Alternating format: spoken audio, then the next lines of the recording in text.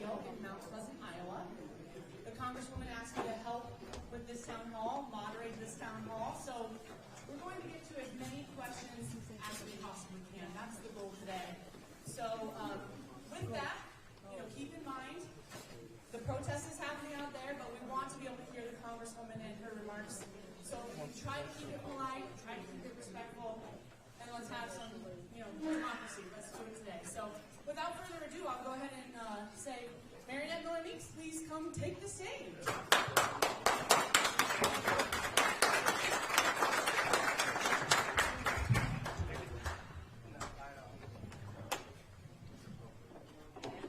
Okay, yeah, you'll want to grab this.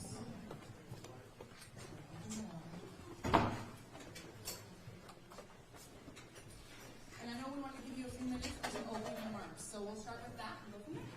Typically, we give a couple of opening remarks and drive you town hall.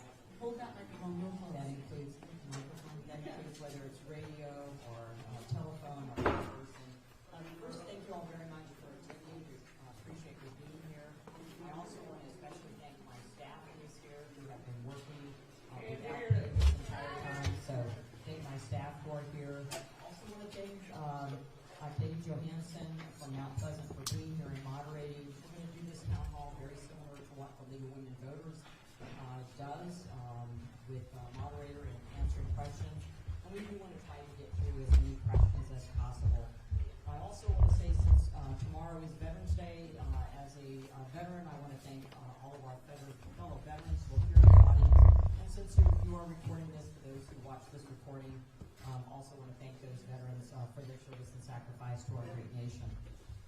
We are getting some movement, as you know, we're getting some movement on the government shutdown.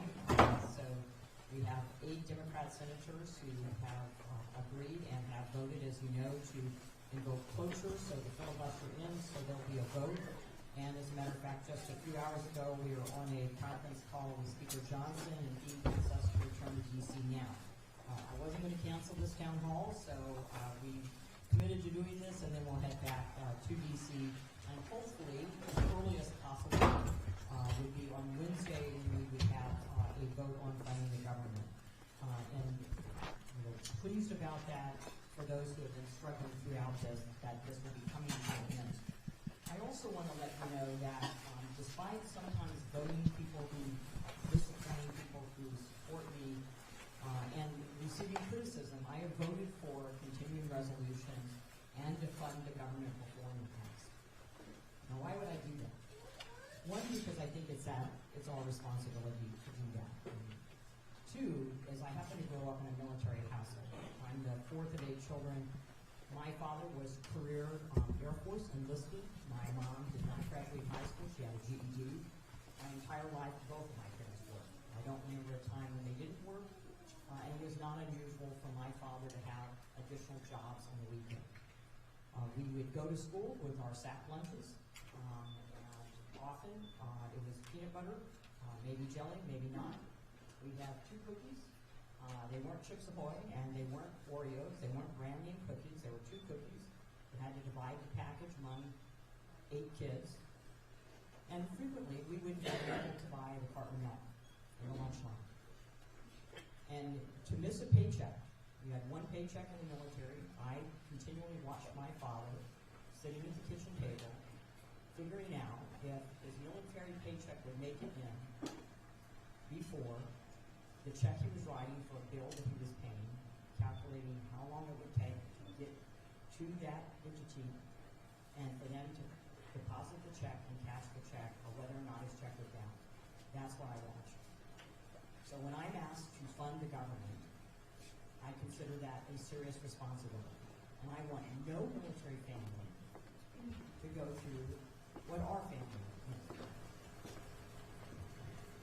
That someone who is deployed and overseas for their family members, their wives or husbands or others, to not know if their paycheck is coming in. And that includes air traffic control, that includes Customs and Border Protection, that includes our officers that work at correctional federal prisons that live here in Iowa. I think that is our responsibility. And so while I have enjoyed being in Iowa and visiting with Iowans and attending visiting with businesses and addressing issues and problems. I will also tell you that I am very excited to get back to DC to continue the work that we need to do, whether it's the appropriation bills that we have yet to pass, whether it's working on the farm bill that we are very much trying to get passed this year, other bills that I have in place. I'm excited to get back to DC and get that work done and do extra work as we need to. For those of you who are unfamiliar, I serve on the Energy and Commerce Committee. I am on the Energy Subcommittee because Iowa is an energy state, which may be a surprise for Texas and Oklahoma and Louisiana, but we are. So I'm on the Energy Subcommittee, I'm on the Manufacturing Critical Minerals Environment Subcommittee, and I'm on the Health Subcommittee. I'm also on the Veterans Affairs Committee, and I serve as the chair of the Health Subcommittee on Veterans Affairs. I belong to several caucuses. Most notable would be Four Country Caucus, which is bipartisan military veterans. So we're looking at issues that affect veterans and affect active duty military. We've had tremendous success in our bipartisan legislation. I also am in the Republican Main Street Caucus, which is looking at small business issues, economic issues, whether they're union or non-union employees, and then also a member of the Doctors Caucus. So as we get back to DC, we're going to continue to work on the priorities that we have. My priorities, first and foremost, is making sure that we can have economic growth, work for people to keep more of their hard-earned paycheck, bring down the cost of living for individuals. And we've done part of that through the Working Families Tax Cut and making sure, and I think that I've read that next year that people will get some of the largest refunds that they've had. So passing those tax cuts, which go primarily to low and middle-income families.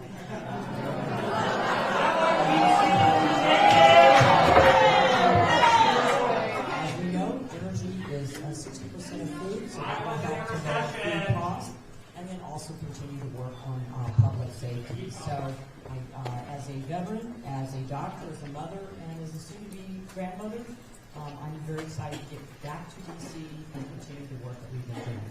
With that, let's try to get through as many questions as we can. Sure, and we will do just that. So here's the first question.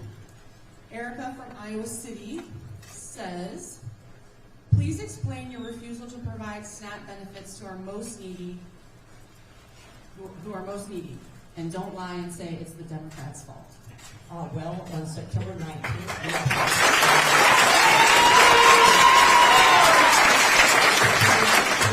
passed a continuing resolution that would fund the government until November 22nd. We passed a continuing resolution to make sure that the government was funded, which includes funding for SNAP. So as we continue to pass a continuing resolution, we're not even allowed to ask real questions. We are told to write them down and take questions. They can ask you what questions they ask. 100 years ago, women gave you the right to vote. You take that right to vote, you're taking women twice away. They are being taken twice away. You are funding for the government. As we know, last night, 8 Democrats voted so that we could continue to fund the government. And as we know, the continuing resolution will go until January 30th, and then 3 of the appropriation bills, which have already gone through the House. That will be Ag-Appro, and the Ag-Appro bill has SNAP in it. Additionally, working with states so that they would cover, and I would say President Trump in October rearranged funding to go for military so they didn't miss their October 15th paycheck, but also loosened up funding and shifted some funding in USDA so that women, infants, and children's WIC would be funded in the month of October. So thank you for that question. Okay. Kellen from Mount Pleasant says, Kellen must be here in the audience. One clap for Kellen. Why did you allow your committee to put in place the largest cuts to Medicaid in the program's entire history?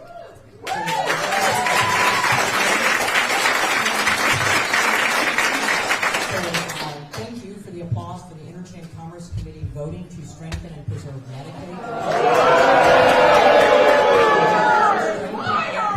The spending level on Medicaid has been unsustainable.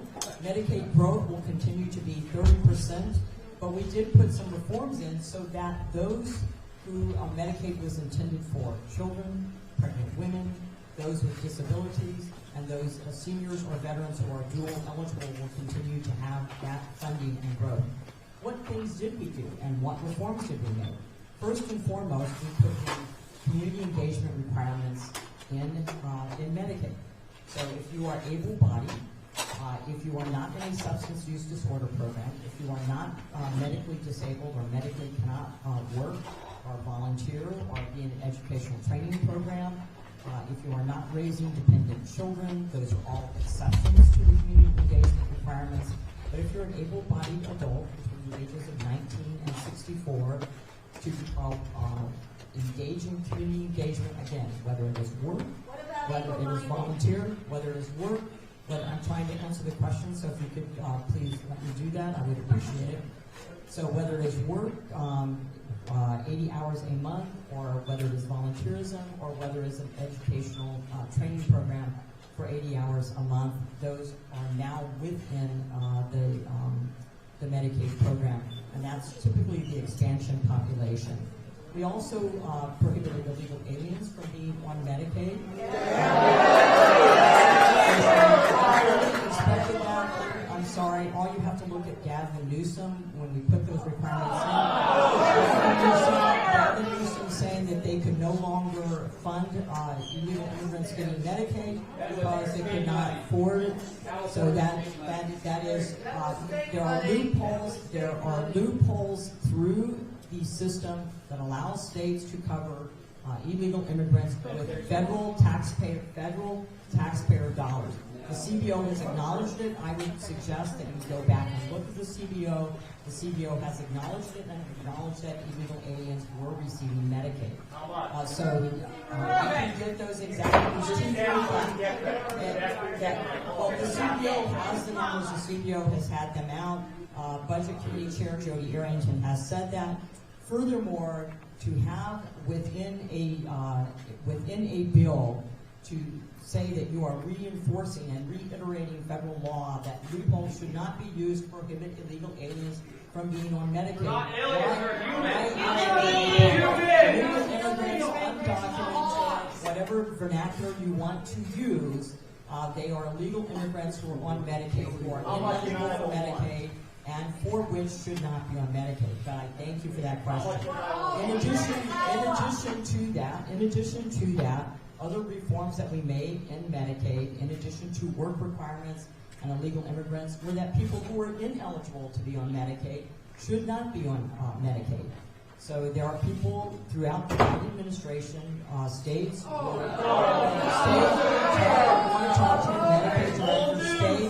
states were prohibited and they were hampered in removing people who were ineligible for Medicaid from their Medicaid rolls.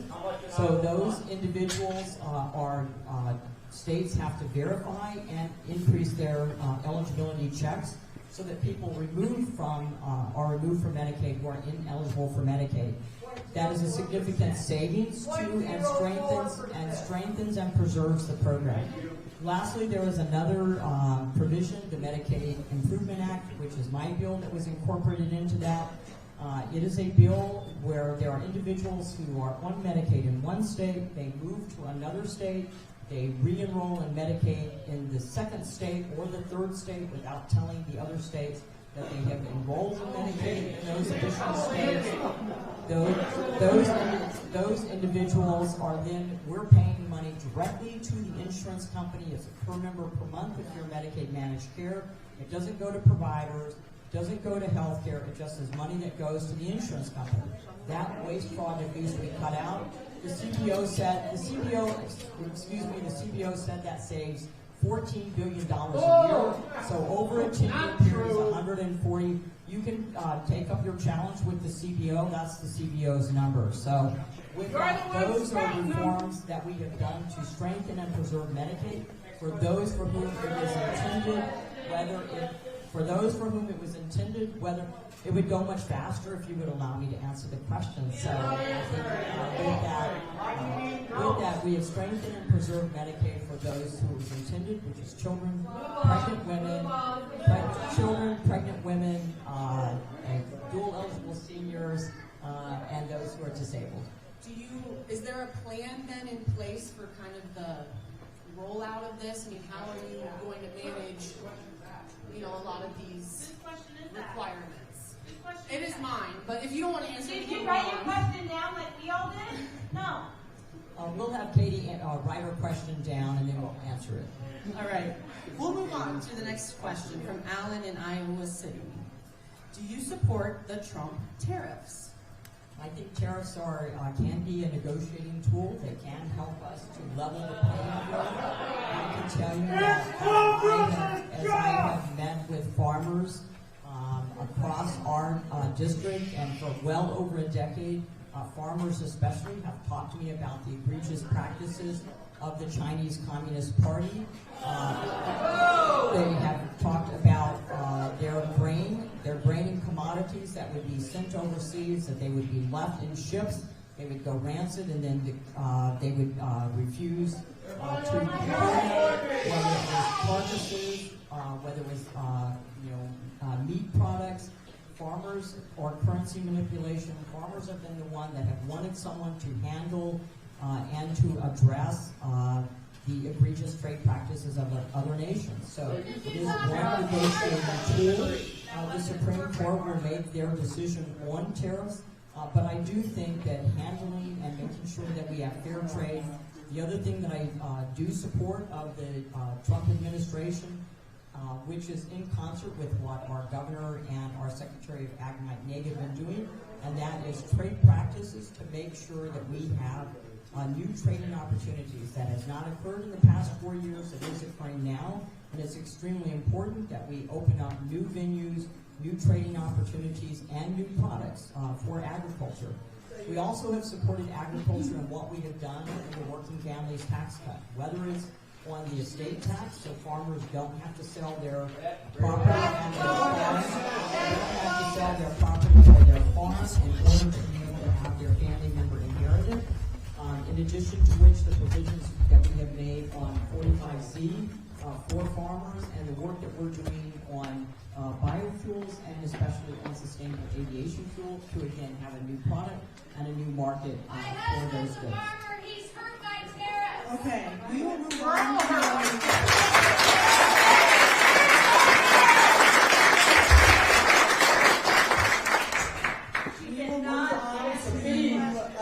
questions from Maria. They're two very similar questions, but basically centering around President Trump. Why are we letting him run our government is the question. Well, we have hearings, we have legislation, we pass legislation, we lock up legislation, and the president signs legislation. So we're continuing to do that. And now that the 8 Senate Democrats have voted to let us reopen the government, we will be getting back to D.C. and we will again be able to pass, have hearings, mark up bills, have amendments that both sides of the aisle Are we letting a pedophile run the country?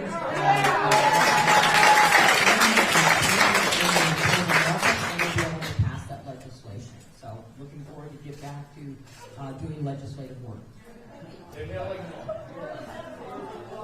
Okay, so on the topic of Trump, since we're here, Eric from Bonaparte is asking, how will you vote on releasing the Epstein files?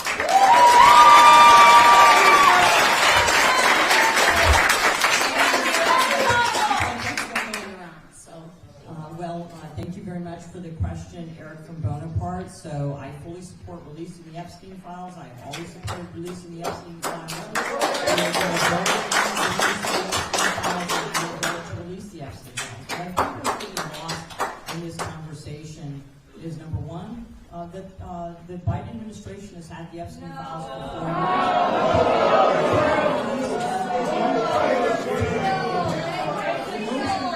years. Most importantly, I think I already answered the question that I would vote, and I've supported full release of the Epstein files. But most importantly, I think what's getting lost in this is the victims. Is whether they're children or whether they're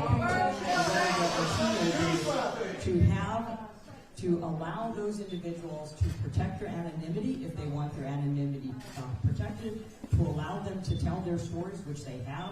There have been hearings in D.C. where several of the victims have come forward with their stories, but we need to seek justice for them, not at their expense and not re-victimizing them again.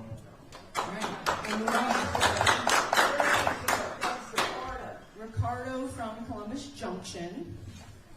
What policy changes are being installed for young families of immigrants suffering hardship and being apart from their families?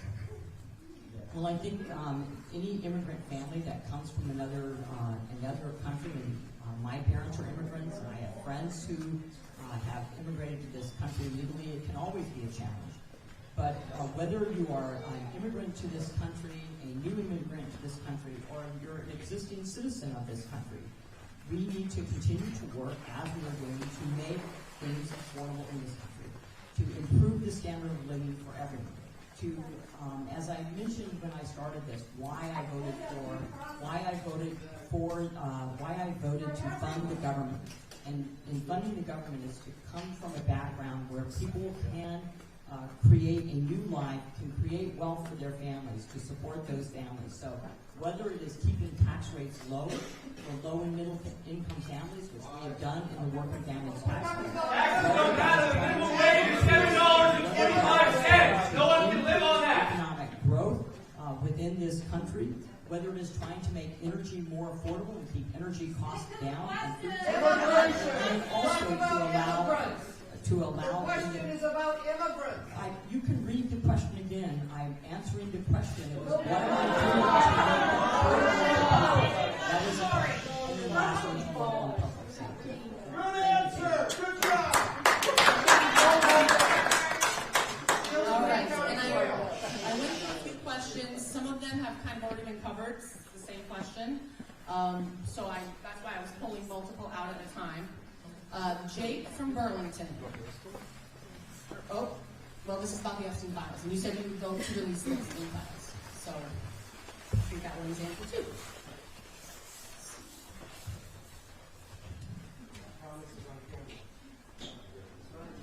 Okay, Carol from Burlington. I think it is fine. I very much know that you are videotaping. Also, we have press here. I have fully supported the Epstein. And that's what we're doing here.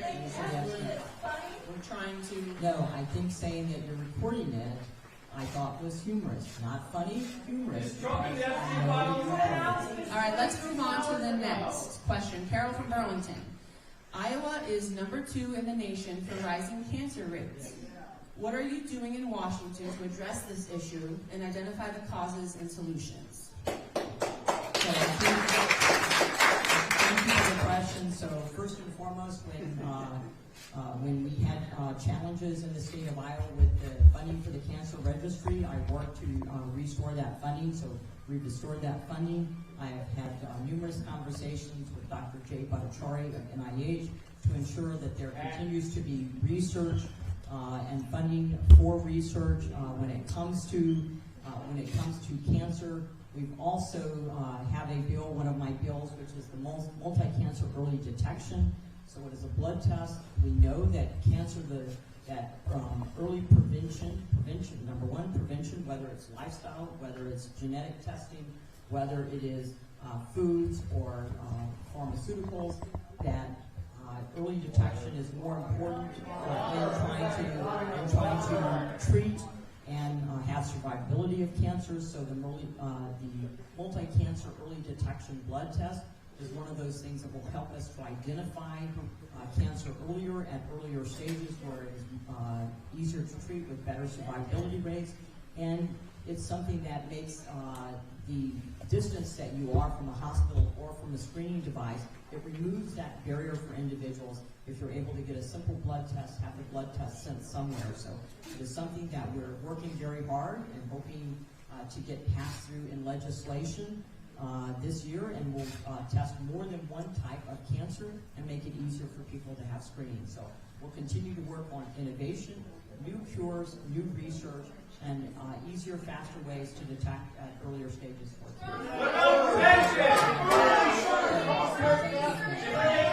I did talk about prevention I did talk about prevention as well too, so thank you. So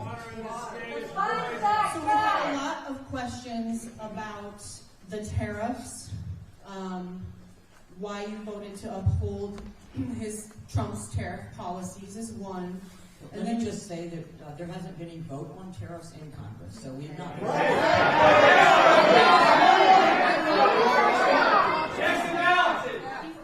Okay, and then the other one is, and I think this adds maybe a little context to the conversation, so I'll go ahead and bring this up while we're talking about tariffs, if I can find the right one. Oh, here it is.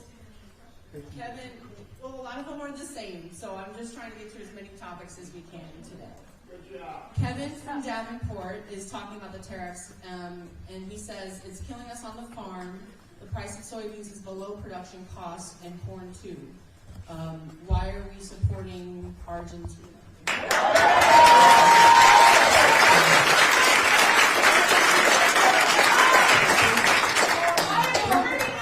First and foremost, farmers are suffering from high input costs, which occurred when we had record high inflation under the Biden administration.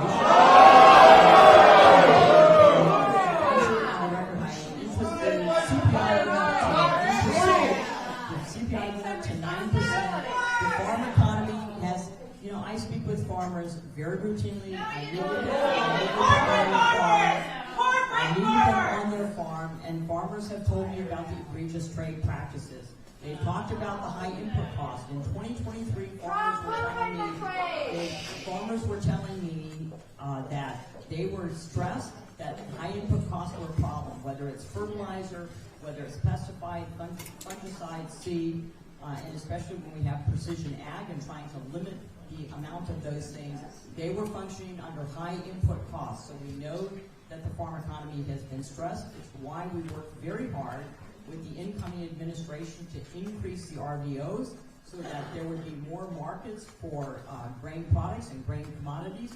Not only working the RVO increase this year under Lee Zeldin has been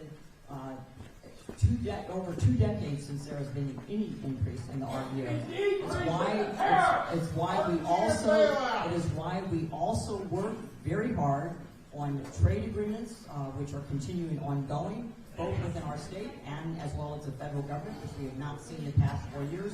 And it's also why we're working at what we can do with biofuels and have better trade practices with the Chinese Communist Party. So I think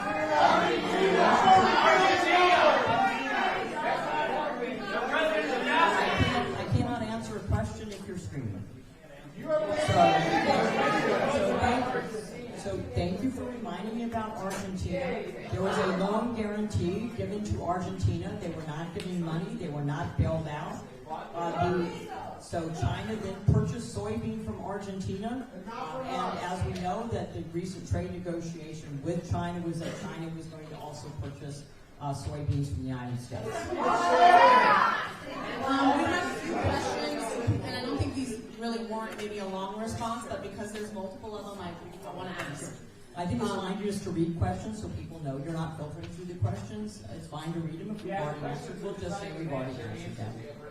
Okay, so a lot of them are, will you follow the Constitution?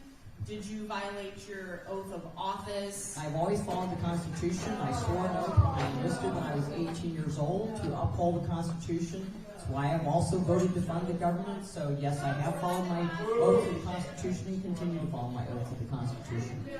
Haven't seen it so far. This is Adam from Iowa City, and this is a healthcare. Van Buren County Hospital may close due to the vote to cut Medicaid. Are you okay with Iowa's lacking healthcare in our communities? We did not vote to cut Medicaid. We strengthen and preserve Medicaid.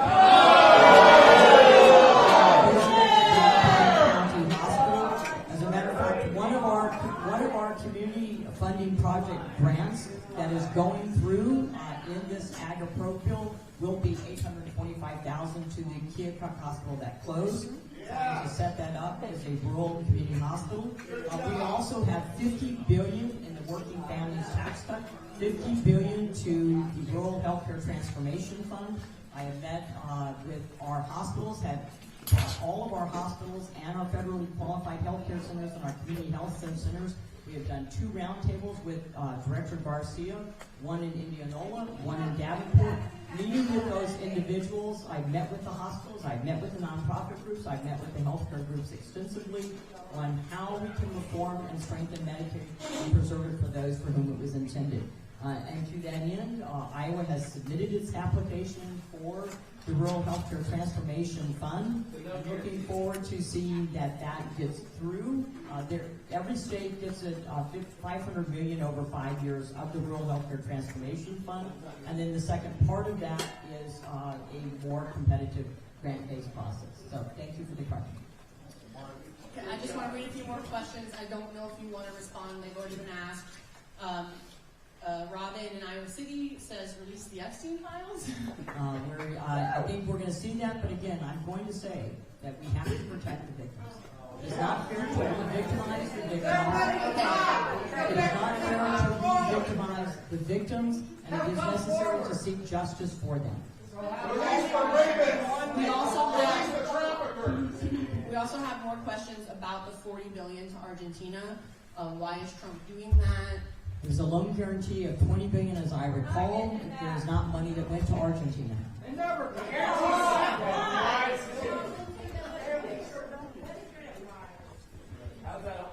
I'm not sure if you know who Daniel is, but David in Iowa City is asking, will you bring Daniel back? I've met with Daniel's wife. She is filling out the necessary release of information forms. It is challenging with the government shutdown, but we will make inquiries when we get the requisite information and permission to do so from this spouse, Maria, and we will work in order to try to find out, number one, what are the circumstances, number two, what we can do, and it will certainly help to have the government open for us to be able to speak with the relevant entities and relevant agencies. Citizens, you know what it takes. Citizens. Was ICE shut down or just the Okay. getting people back part? So it's good to know that you're meeting with Daniel's family. All right, Kathy in Iowa City, why did you allow Trump to tear down the wings? So, as I recall, presidents are able to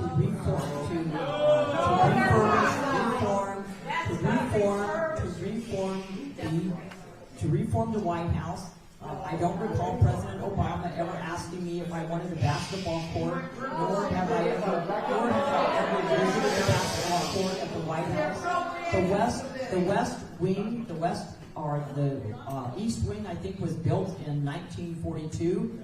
Multiple presidents have wanted to have a ballroom or a place to. Multiple presidents beyond President Trump have wanted to have a ballroom.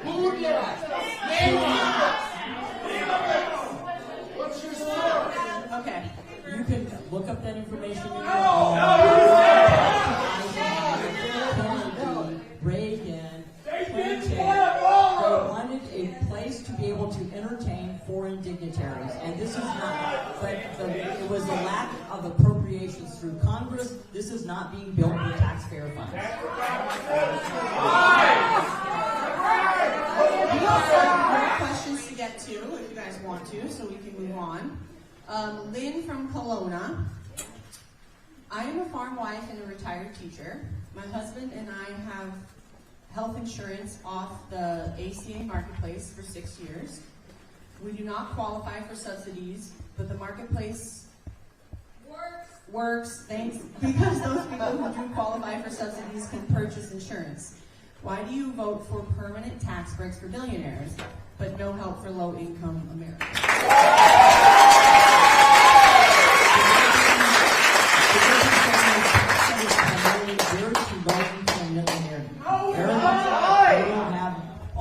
Democrat voted to increase taxes on low income and middle income. I was proud to vote for that bill. You will see it is true, and those entities that look at taxes will have said that they were expecting the biggest refunds to come next year when people file their taxes.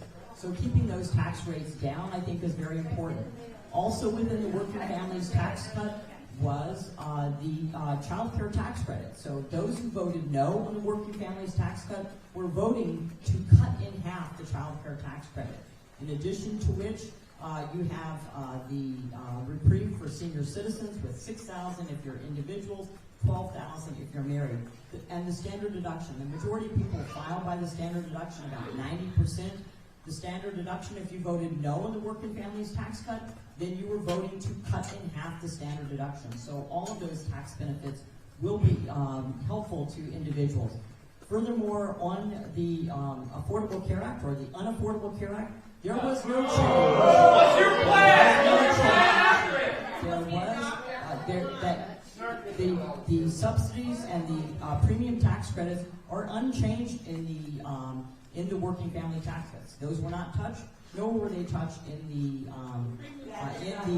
continuing resolution. It is 100% true.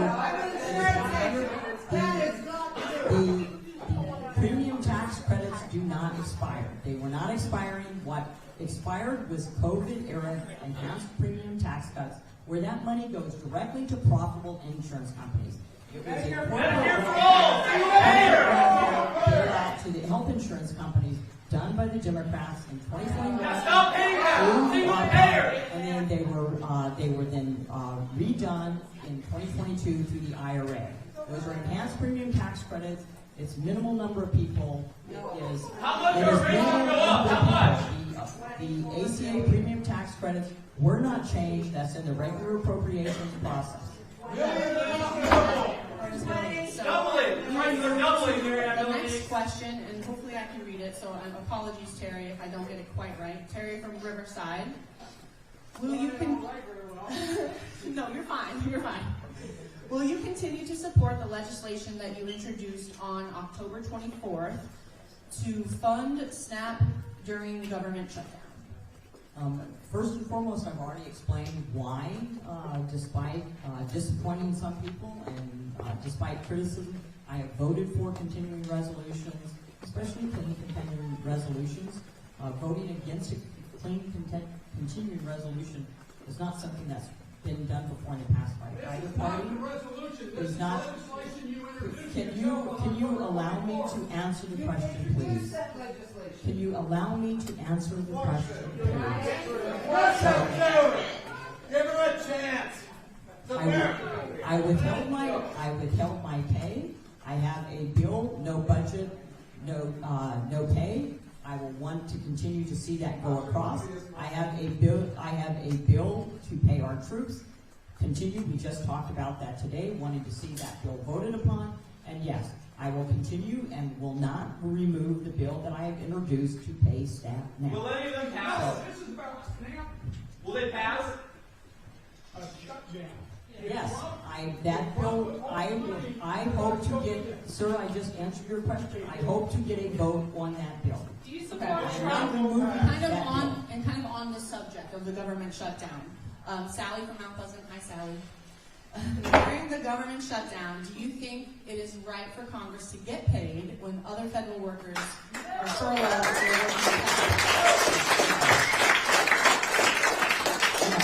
Congress should not get paid. That's one of our prime functions, is to fund the government, and so Congress should not get paid.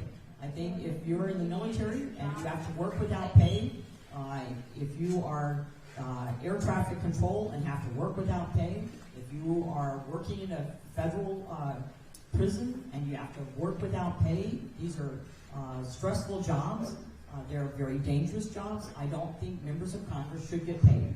To that end, as I have already said, on September 29th, when we found out that we had to affirmatively ask not to be paid, I sent a letter to the clerk of the House to withhold my pay. This is my pay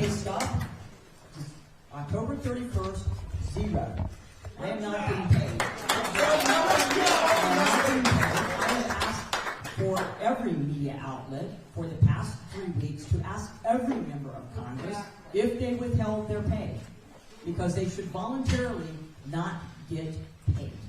That's also why I introduced the No Budget, No Pay Act, because I don't think members of Congress in the future should get paid if they shut down the government. So I will continue to advocate and push for those things to become law. Did you support Trump using SNAP for political So leverage? we have quite a few questions again about healthcare, and so I'll just ask them if there's something that comes to mind that you want to add. Jim from Iowa City and Nick from Iowa City both have similar questions. How will you support healthcare for Iowans? Will you support healthcare for Iowans, and how? Well, I continue to support healthcare for Iowans, but I think what's most important to Iowans and Americans is we need to bring the cost of healthcare down. Yes. So we need to bring the cost of healthcare down. Unfortunately, in 2010, when the Affordable Care Act was passed, the reason why because it may have been 15 years, but the purpose of the Affordable Care Act was to bring costs down. It was sold as to bend the cost curve down. It would save $2,500 in premium cost, and if you liked your doctor, you could keep your doctor, and if you liked your health insurance plan, you could keep your health insurance plan. The Washington Post gave President Obama 4 Pinocchios for those lies. So we have not seen the cost of health care come down. There's a variety of reasons for that. First and foremost, what have we done? I continue to advance bills on pharmacy benefit managers to lower the cost of prescription drugs. I have done that in the state Senate, and I've done that in Congress. We almost got those through. You have to pass to that. get those through. Almost. We passed it in Congress, we passed it in the House. Lower cost, greater transparency. So Be a leader. from that. Within the Working Families Tax Cut, we also have provisions for direct primary care, which is an absolute way to reinforce the doctor-patient relationship and have access to your provider, as well as increasing health savings account to allow people to have more control over their healthcare dollars. So we're going to continue to work on those, to pass those, and work to get healthcare costs down for individuals. What comes down to the ACA? Pass Medicare for all. What's your plan? Okay, so Are you getting paid? I want to know that. Are you getting paid right now? Have you donated your I am not getting paid. I've already answered the question, ma'am. okay. So Mary and Shelley both have similar I think we questions. all heard what you have to say, what you don't have to say, and I think it's time that we vote you out. Vote her out! Vote her out!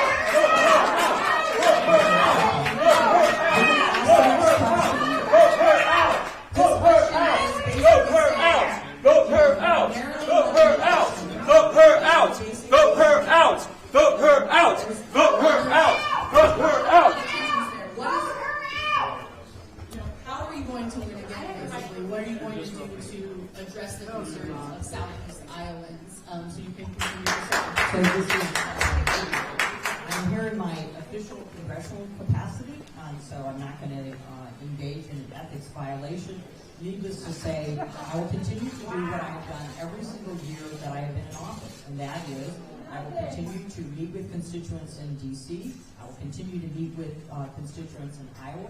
I will visit, I will tour, I will work on legislation that is trying to make cost of living more affordable for individuals, to improve economic hardship, to be able to support our communities. In our Ag Approach bill that may be passed, our funding that we were able to get for the Newton YMCA for their child care of $2.7 million is in that bill. Our support for the Keosauqua Hospital of $825,000 is in that bill. And our support also for the hospital in St. Luke's up in Jones County. Those are 3 projects that are going through that will be passed in this legislation when we get this passed. Is any of that something that a Democrat wouldn't do? So all of those things will continue to work, continue to meet with people, continue to advance legislation to make the lives of American people better and make Iowa first. Okay, Casey in Mount Pleasant.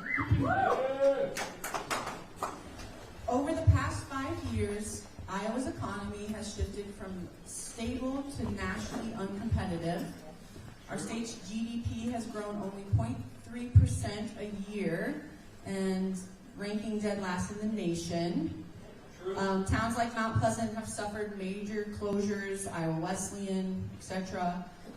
You voted against the infrastructure bill, which is funding projects right now in Iowa, and for the budget and tax package protecting tax cuts for corporations. How do you explain your role in Iowa's economy and decline, and how do you plan to change that? Well, I think Governor Reynolds would certainly disagree with those statements. So,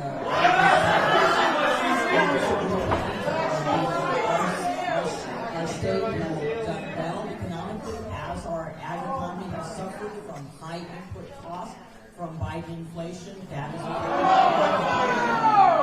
has affected those individuals. But within the working families tax cut, those provisions that go to individuals, those tax rates that are lowered for our lower income working families and middle income working families will be very helpful for them. In addition to which, working to bring manufacturing back, whether onshoring or nearshoring, but most importantly to allow a competitive environment here in Iowa and in our nation so that companies can grow that then employ people. Energy costs are a great part of being able to have manufacturing in the United States. So having affordable, abundant, reliable energy is very much an important part of that. And then, so I think those are things that we've done. Do you support freezing utility rates? Increase economic growth. Okay, a lot of these questions in my lab are questions that we've already kind of discussed. The tariffs, the economy, healthcare, lots of stuff like that. So I think this will probably be our last question. It might be kind of a heated question, but I pulled it out of the cup, so this is the one we're going with. Gary in Mount Pleasant is asking about ICE. Is it right for masked, armed, unidentified agents to take citizens and profile brown people? So,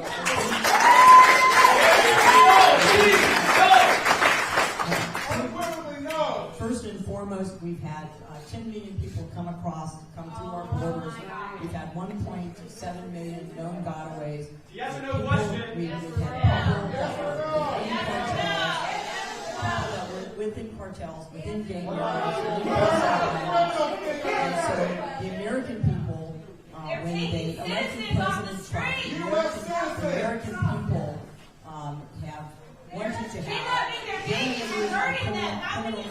have criminal activities to be, for those individuals and their criminal records to be deported.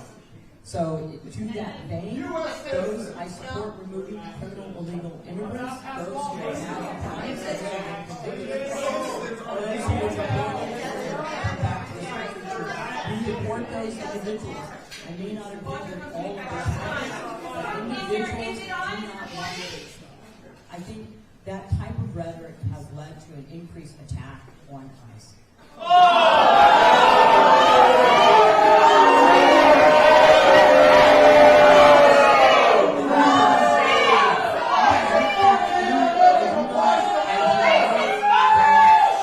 Us want to have individuals who are doing their job to deport that I also said I may not agree with all of the tactics, but let's focus on deporting criminal illegal immigrants. I was very slow to respond to our husband, to the school administrator in Des Moines, but as we saw, even that individual had deportation under the Biden administration. They did not follow deportation orders. Thank you. We lost 85,000 children in the last administration. 85,000 children unaccounted for in the last administration. Those children who don't know if they were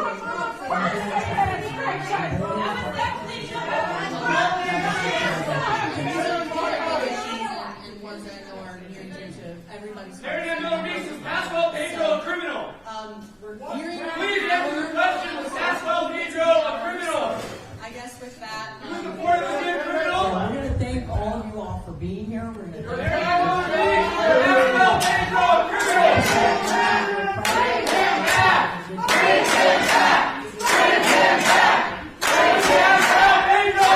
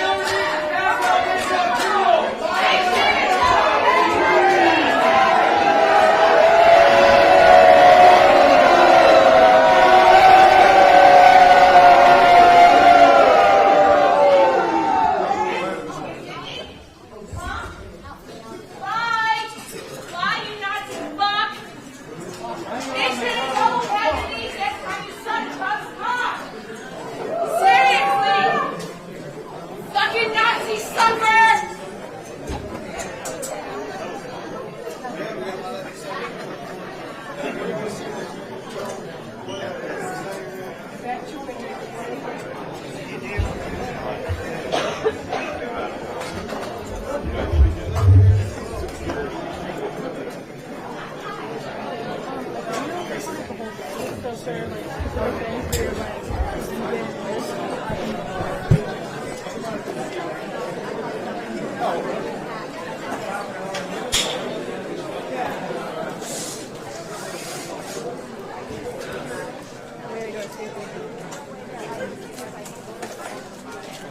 That's okay. That's okay. You missed it.